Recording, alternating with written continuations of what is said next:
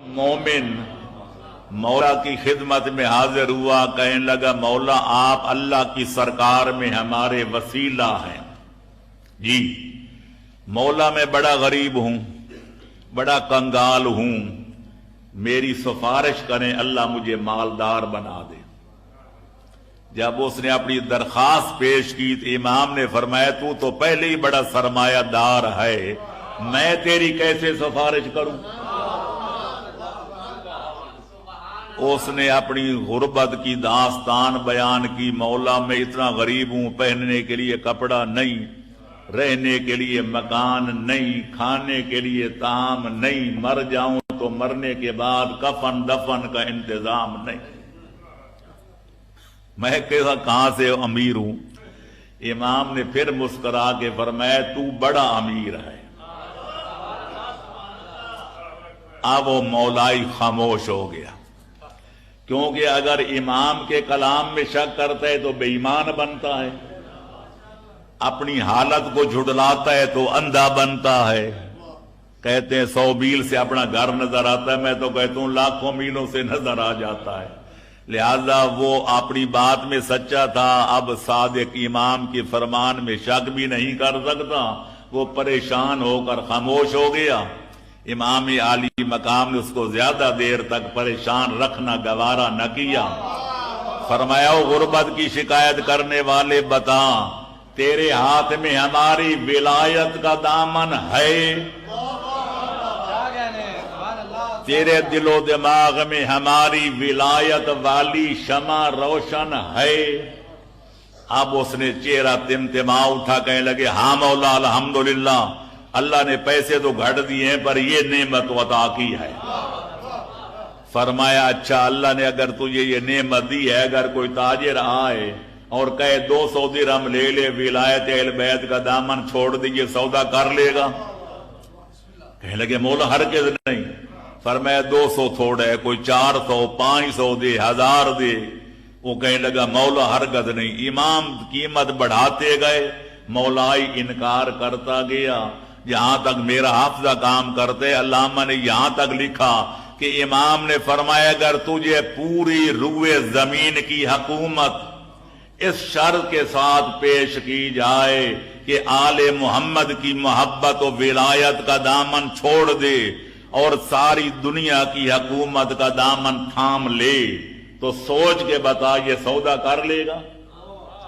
اس نے کہا مولا مجھے قسم ہے ذات ذوالجلال کی، جس نے آپ کو مسند امامت پہ بٹھایا ہے، میں ہفت اقلیم کی حکومت کو پائے استحقار سے ٹھکرا دوں گا، پر آپ کی ولایت کا دامن کبھی نہیں چھوڑوں گا۔ اب اس نے جب یہ اقرار کیا، امام فرماتے ہیں تبھی تو میں کہہ رہا تھا تو بڑا سرمایہ دار ہے، جس کو خالق، جس کو یا علی، جس کو خالق وہ انمول جوہر عطا فرمائے کہ ساری دنیا کی حکومت لے کر بھی وہ نہیں بیچنا چاہتا، وہ کس منہ سے کہتے کہ میں غریب و نادار ہوں؟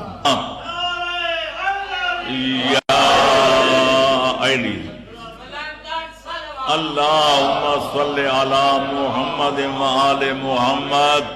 اس سے پتہ چلتا ہے کہ غریب وہ ہیں جن کے پاس دولت ایمان نہیں، فقیر وہ ہیں، کلاش وہ ہیں، کنگال وہ ہیں جن کے دل و دماغ میں علی اور اولاد علی کی ولایت والی شمع روشن نہیں۔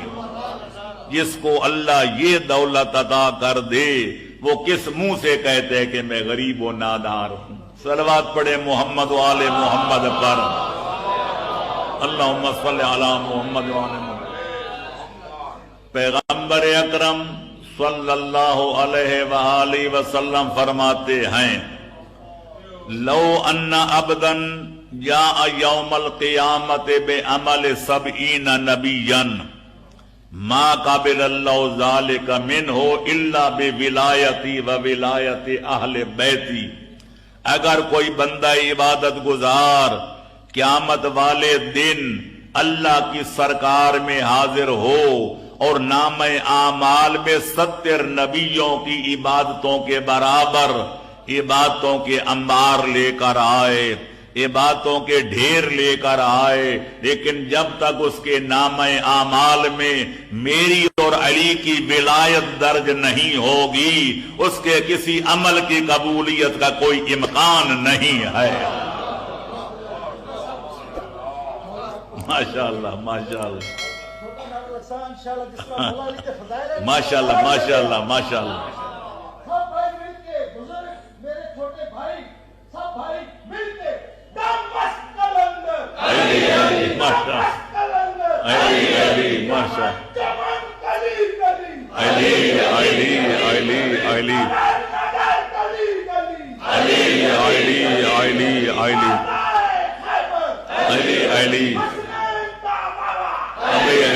ماشاء علی علی علی علی ماشاء علی علی علی علی علی علی علی علی ماشاء حیدری یا علی ماشاء اللہ ماشاء اللہ۔ چشم بدور ان سعادت بزور بازو نیست، تان بخشد خدائے بخشندہ۔ ان کے نعرے اور آپ کی مسرت دیکھ کر مجھے وہ حدیث پھر یاد آ رہی ہے، غالباً پہلے بھی کبھی عرض کی تھی کہ صادق آل محمد فرماتے ہیں من وجد فی قلبہ محبتنا اہل البیت، جو آدمی اپنے دل و دماغ میں ہماری ولایت کی ٹھنڈک محسوس کرتا ہے، اس کو خدا اور رسول کے شکریہ سے پہلے اپنی پاک دامن ماں کا شکریہ ادا کرنا چاہیے۔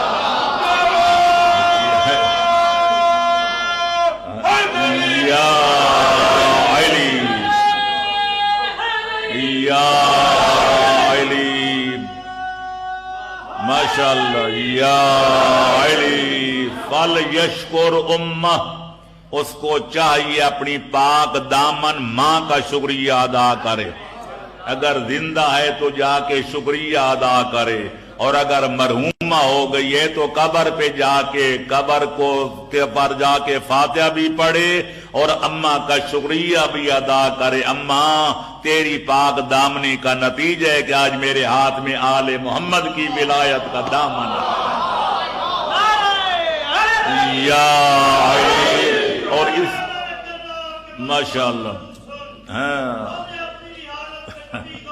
کیا کر خوب بالکل بالکل ماشاءاللہ ماشاءاللہ جزاکم اللہ۔ یا علی اسی بنا پر تو کسی شاعر نے کہا تھا، حجاج کرام کو مشورہ دیا تھا کہ جب اللہ تمہیں توفیق دے اور حج بیت اللہ ادا کرنے کے لیے جاؤ، پھر اپنے پرانے کپڑے اتارو تو میقات حج سے احرام حج باندھو، تو لبیک لبیک کا شور مجاتے ہوئے خانہ کعبے کے پاس جاؤ، تو جب اللہ کے گھر کا طواف کرنا لگو تو ذرا دل کو ٹٹول لو کہ دل کے کسی گوشے خدرے میں کہیں بغض علی تو پوشیدہ نہیں ہے۔ یا علی اگر دل بغض علی سے پاک نظر آئے، اور اگر تمہارے سینے میں چیمٹی کے انڈے کے برابر بھی بغض علی نظر نہ آئے، تو پہلے ماں کا شکریہ ادا کرو، پھر خدا کا شکریہ ادا کرو کہ جس نے تمہارے باپ کی امانت میں خیانت نہیں کی، اور اگر کہیں چھوٹا سا بھی بغض علی کا کوئی نقطہ نظر آ جائے تو پھر پلے باندھ لو، کیا بدن پہ جامع احرام اور دل میں بغض علی، تیرے نصیب کا چکر ہے یہ طواف نہیں۔ یا